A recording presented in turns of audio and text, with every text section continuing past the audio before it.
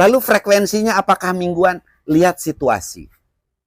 Kalau memang dipandang aman, cukup kita protek seperti ini. Tapi ketika memang dipandang, Assalamualaikum warahmatullahi wabarakatuh. Salam sehat untuk kita semua. Pemirsa, jumpa lagi. Dan rasanya video yang sekarang adalah yang banyak ditunggu oleh pemirsa, karena ini adalah pembahasan yang paling banyak diminta dan komen ke kita dari pemirsa. Pertama, terima kasih atas masukannya.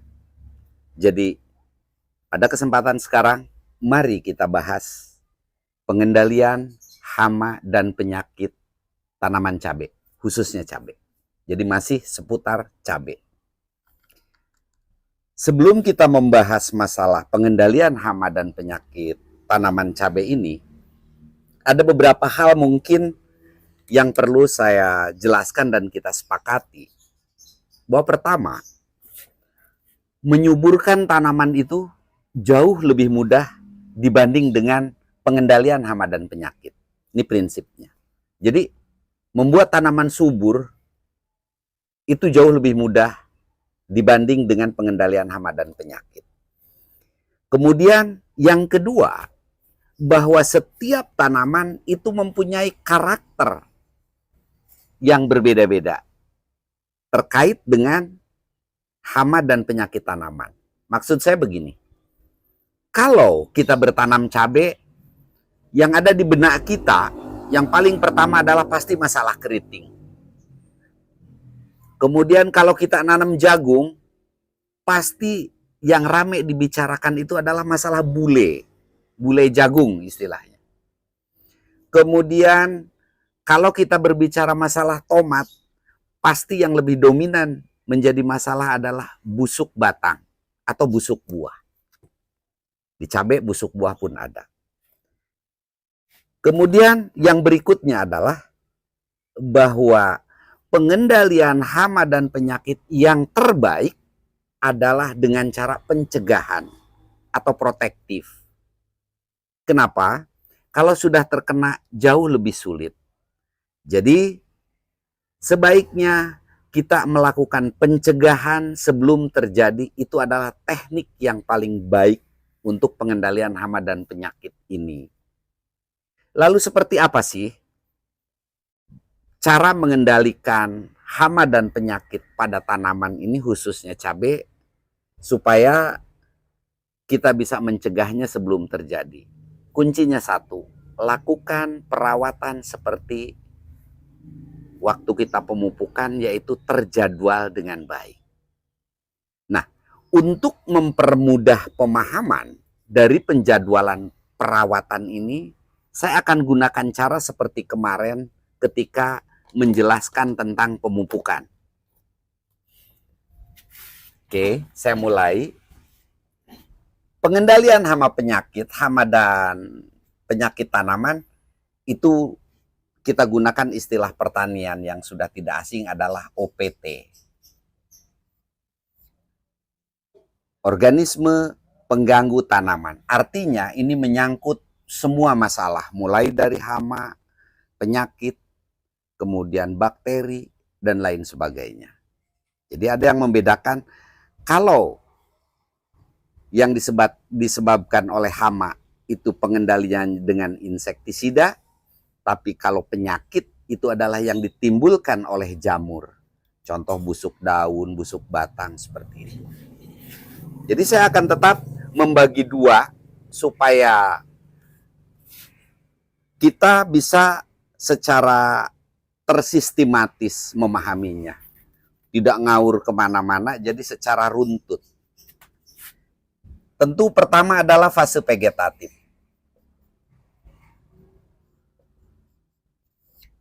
Yang kedua adalah generatif.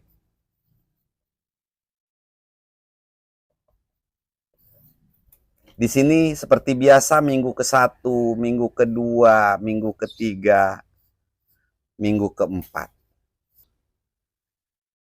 Di sini minggu ke-5, ke-6, 7, 8, dan seterusnya. Kenapa saya menggunakan hanya sampai minggu ke-8? Berikutnya bisa langsung diikuti dengan yang sama. Yang pertama harus kita pahami adalah ketika kita melakukan penanaman, bayangkan bahwa ketika kita melakukan pindah tanam, katakanlah umur 1 minggu. Di situ kita bisa memprediksi kira-kira hama apa yang akan datang, hama apa yang akan mengganggu, dan permasalahan jamur apa biasanya yang mengganggu tanaman. Nah, ini kadang bisa kita prediksi, bisa juga enggak. Contoh umpamanya baru pindah tanam, biasanya banyak kasus bibit itu dipotong, dimakan sama jangkrik, tahu-tahu patah. Itu dari sisi hama. Kemudian ada hama-hama yang lain seperti mungkin ulat, walaupun tidak seberapa biasanya pada minggu pertama ini.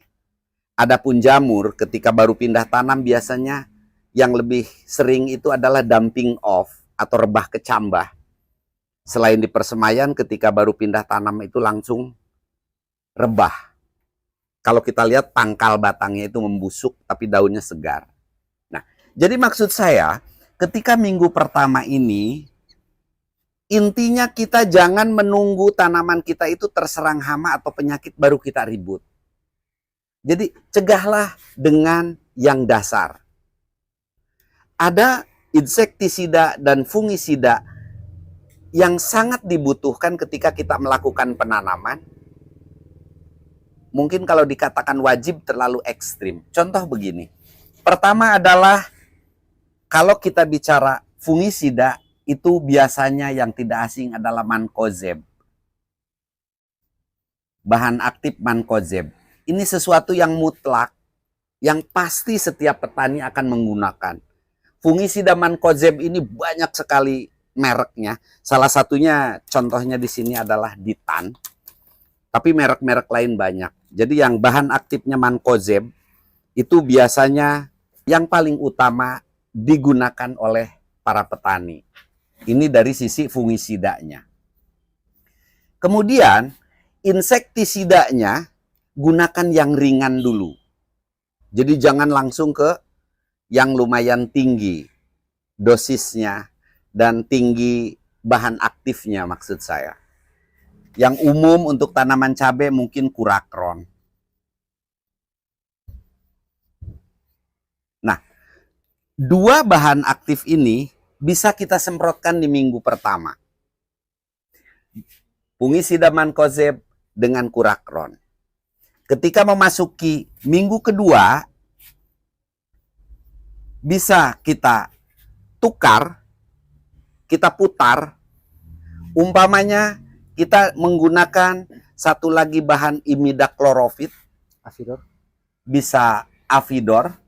Ini banyak, saya sebutkan beberapa merek aja, tapi tidak bermaksud apapun. Yang penting imidaclorofit, imida. Nah, kemudian untuk fungisidanya bisa menggunakan skor. Ini skor sangat bagus untuk mengendalikan jamur. Lalu frekuensinya apakah mingguan? Lihat situasi. Kalau memang dipandang aman, cukup kita protek seperti ini. Tapi ketika memang dipandang harus ada pengendalian khusus, frekuensi pun dari 1 minggu bisa 3 hari. Itu sangat tergantung situasi dan kondisi di lapangan. Yang harus kita tahu adalah terkadang satu lingkungan atau satu tempat itu sudah endemis. Endemis itu hama dan penyakit sudah banyak sekali di situ. Sehingga ekstra kita untuk pengendalian rutinnya itu harus tertata dengan baik. Mau per 3 hari, mau per minggu. Itu sangat situasional. Bahkan selain lingkungan endemis, di tempat-tempat tertentu, contoh, hama yang biasa dengan mudah kita kendalikan. Contoh mungkin kalau bahasa di kami itu oteng-oteng yang terbang biasa ngebolongin daun itu, makan daun. Itu dulu dengan bahan aktif yang rendah itu bisa. Tapi sekarang ketika disemprot dengan abamectin pun itu tidak mempan. Nah, ini yang sifatnya adalah untuk protek. untuk pengendalian. Tapi yang terpenting ketika fase vegetatif ini, katakanlah 1 bulan, tentu kita semua sepakat bahwa yang paling utama, yang paling mengkhawatirkan adalah masalah keriting untuk cabai. Untuk pengendalian keriting ini, tidak bisa tidak bahwa bahan aktif yang digunakan itu yang paling penting adalah abamectin. Jadi ketika memasuki minggu ketiga tuh kita sudah aplikasikan abamectin, lebih sempurna lagi plus akarisida.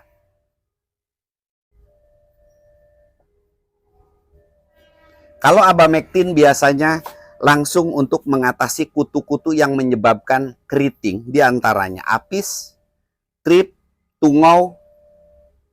Dia masuk kelompok hama pengisap, makanya tunas itu bisa keriting. Jadi hama itu ada hama pengisap, hama pemakan, hama penggerek. Contoh ulat masuk kelompok hama pemakan. Tapi kalau kutu-kutuan yang penyebab keriting ini adalah termasuk kelompok hama pengisap. Jadi pengendaliannya gunakan abamectin, itu banyak mereknya. Ada Demolis, Agrimek, kemudian yang biasa Mas Dika gunakan itu apa? Yang ungu, saya lupa namanya.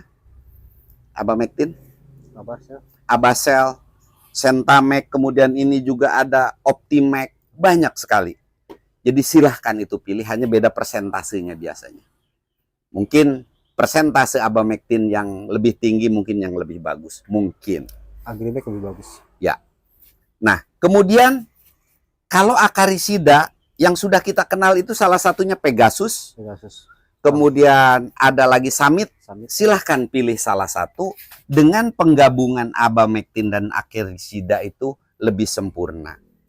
Lalu sekaligus untuk memprotek masalah jamur, kembali lagi umpamanya kita gunakan Mancozeb di sini. Sebenarnya intinya seperti itu, terus dan diputar-diputar, terutama abamectin, jangan sampai berturut-turut hari ini kita semprot abamectin, pada penyemprotan berikutnya entah 3 hari atau seminggu disemprot abamectin lagi. Jangan lakukan, selang dulu. Karena untuk menghindari adanya kebal terhadap hama yang kita arahkan untuk kita kendalikan. Jadi setelah seperti ini, mau balik lagi ke ini bisa. Jadi selalu diputar. Intinya, paling tidak dalam satu periode penanaman, minimal ada 3 jenis insektisida dan 3 jenis fungisida yang kita siapkan dengan aplikasi diputar seperti itu. Tapi fokus untuk cabai adalah masalah keriting. Mudah-mudahan ini jelas ya. Jadi setelah menggunakan ini kita ganti, balik lagi boleh, diputar-putar. Begitupun pasangan antara insek dengan fungisidanya kita putar-putar. Jadi yang saya rekomendasikan pertama adalah insektisidanya abamectin, yang kedua imidacloropid, dan yang ketiga adalah akarisida. Ini yang wajib boleh dibilang. Kemudian untuk fungisidanya Mancozeb. Satu lagi, kalau skor saya lupa bahan aktifnya ini. Oke, yang kedua kurang lebih yang merek skor itu bagus, bisa dicari padanannya, atau Beyond M juga beda merek tapi dia bagus. Dan satu lagi kalau bisa tambahkan yang tembaga. Jadi 3 jenis insektisida dan 3 jenis fungisida. Itu yang paling utama. Sehingga setelah kita lakukan ini, berikutnya pun keempat, tinggal kita tukar yang sudah digunakan sebelumnya, bisa kita masukkan lagi ke sini. Sekali lagi untuk frekuensinya, berapa jeda waktunya, lihat kondisi lapangan. Yang jelas, yang paling menentukan untuk keberhasilan pengendalian ini adalah pengamatan kita di lapangan. Jadi kita jangan ribut setelah terjadi. Kenapa saya susun seperti ini? Ingat di awal sudah saya katakan konsep pencegahan.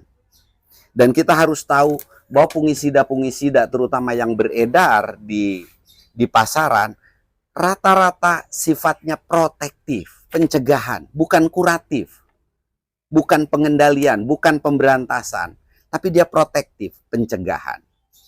Nah, Selanjutnya, begitu pun masuk ke fase generatif, ini akan lebih dominan lagi. Kalau ini ketika pohon kecil mungkin dosis agak rendah dulu, bisa dikurangi dari dosis anjuran. Jadi tolong untuk yang sering menanyakan tentang dosis berapa, sebenarnya mau pupuk ataupun obat di setiap kemasan itu ada petunjuk penggunaannya. Jadi tolong dicek di kemasan petunjuk penggunaannya. Nah, begitupun minggu kelima seperti itu. Tapi kita harus tahu, yang paling inti adalah penyakit keriting. Kalau di dalam cabai, dalam tanaman cabai, baik fase vegetatif maupun fase generatif, masalah keriting pasti senantiasa mengintai. Makanya nanti khusus selain pengendalian masalah keriting ini dengan pestisida, kita akan bahas khusus masalah keriting dari berbagai faktor penyebab tanaman itu keriting. Kalau dibahas sekarang kan terlalu panjang. Nah, di cabai sampai generatif pun keriting itu masih beda dengan melon. Melon setelah 1 bulan, kalau keriting aman dipotong tunas atas, udah bebas dari keriting. Tapi kalau cabai terus sampai tanaman berbuah. Nah disitulah kita harus melakukannya secara rutin. Begitupun kembali ke sini masuk ke minggu kelima, mulai tambahkan yang lain. Baru jika ketemu hama-hama tertentu yang memang populasinya kelihatan banyak, contoh tiba-tiba banyak kutu kebul. Tentunya kita cari insektisida yang untuk memberantas kutu kebul. Contoh Nisojim umpamanya. Seperti itu maksud saya. Tapi ini yang saya sampaikan adalah yang standar, yang bisa kita putar bolak-balik. Kalau udah habis bisa diganti dengan merek lain, tidak ada masalah. Yang jelas, lakukan penyemprotan itu 1 fungisida, 1 insektisida pada setiap fase penyemprotan itu. Nah, yang jangan lupa, disinilah di fase generatif masalah itu akan semakin banyak. Contoh, bahwa di fase setelah 2 bulan ini minggu kelima, 6, 7 kita masih mengikuti seperti ini, hanya polanya diputar. Tapi ada prediksi yang harus kita tahu, dan itu sudah pasti terjadi. Umpamanya di sini ketika tanaman berbuah itu, di minggu ke-8 mulai menghasilkan bunga atau berbuah. Lebih baiknya jangan di minggu ke-8, di minggu sebelumnya. Minggu ke-7 paling telat itu ada lalat buah. Ada lalat buah. Nah, lalat buah ini akan kelihatan daya rusaknya setelah buah besar menjadi busuk. Jadi sebelum tanaman itu menjadi buah, sebelum cabai itu berbuah, ketika masih bunga paling telat, segera atasi untuk lalat buah ini, karena penyebarannya udah luar biasa. Jadi bisa menimbulkan buah busuk, cirinya itu di dalamnya ada ulat. Gunakan perangkap, bisa dengan petrogenol atau insektisida yang lain. Ada juga yang menggunakan kamper di bedengan, banyak cara. Tapi paling tidak gunakan petrogenol dengan menggunakan perangkap dari botol aqua, itu masih cukup efektif untuk mengendalikan lalat buah. Cuma caranya pasang perangkap itu ketika tanaman masuk fase generatif. Tempatkan perangkap itu jangan di area kebun, tapi di luar kebun. Jadi lalat buah tidak sempat hinggap di tanaman kita. Kemudian yang berikutnya di fase buah setelah jadi itu ada patek. Nah, aplikasinya itu tidak hanya di sini, tapi dari sebelumnya. Itu biasanya kalau untuk mengantisipasi patek, sebenarnya tidak hanya karena jamur, tapi kekurangan kalsium juga bisa, pH rendah juga bisa. Tapi paling tidak patek ini bisa kita kendalikan dengan fungisida. Bahan aktifnya saya lupa, yang pernah saya gunakan adalah Amistar Top, salah satunya. Itu pun kalau udah terjadi ada gejala. Atau mau diantisipasi, kita aplikasikan di minggu kelima atau ke-6. Jadi intinya adalah diputar, itu aja kuncinya. Karena kita juga tidak tahu gitu, kapan ini hama akan menyerang, hama apa yang akan menyerang.